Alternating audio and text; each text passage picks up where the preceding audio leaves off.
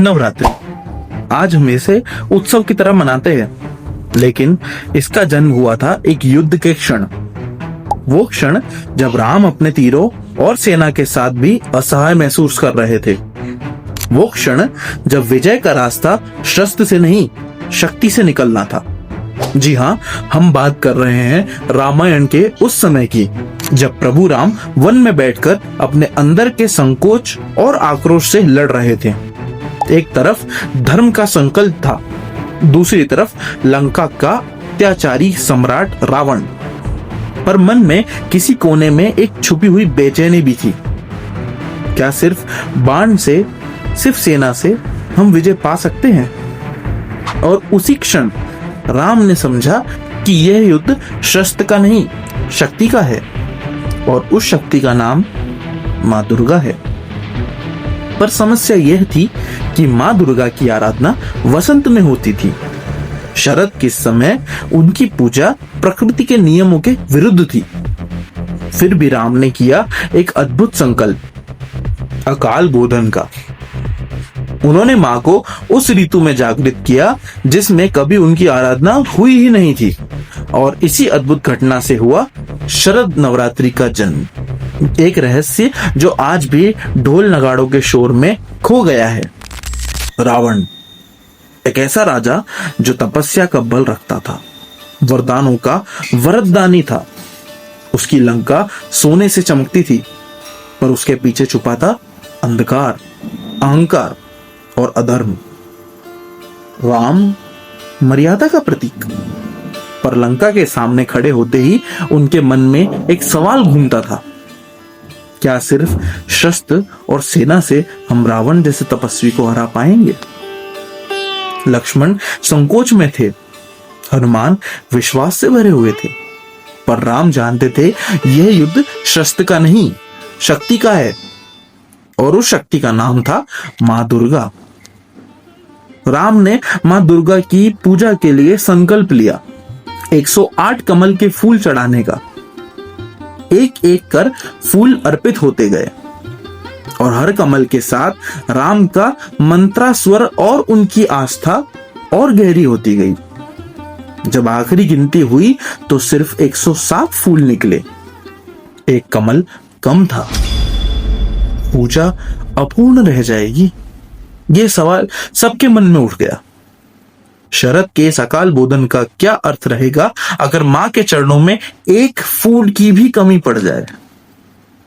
हनुमान तुरंत आगे बढ़े। उनकी आंखों में चिंता थी, स्वर में आग। प्रभु, आप रुकिए, मैं तुरंत जंगल छान मारूंगा। ना केवल यह वन, मैं सारी भूमि, सारे सागर, सारे पर्वत खंगाल डालूंगा। चाहे सूर्य के उदय होने तक पूरी पृथ्वी पलटनी पड़े, मैं वो एक कमल लाकर रहूंगा। हनुमान की आवाज में वही श्रद्धा थी जो पर्वत तोड़कर संजीवनी लाई थी। पर राम ने हाथ उठाकर उन्हें रोका। नहीं हनुमान, यह सिर्फ एक कमल का अभाव नहीं है। मुझे लगता है मां को एक बलिदान चाहिए। उस बलिदान के लिए मुझे खुद को आगे बढ़ना होगा। तब राम के हृदय में एक विचार उठा। मुझे लोग कमल नयन कहते हैं, मेरे नयन भी तो एक कमल ही है। अगर माँ को एक और कमल चाहिए तो मेरा नयन ही उनके चरणों में समर्पित होना चाहिए। उनकी आंखों में कोई भय नहीं था, सिर्फ एक अद्भुत शांति थी, जैसे स्वयं प्रकृति उन्हें त्याग के सामने निशब्द हो गई हो। और जैसे ही राम तीर आंख के पास ले गए, माँ दुर्गा स्वयं प्रकट हो गई।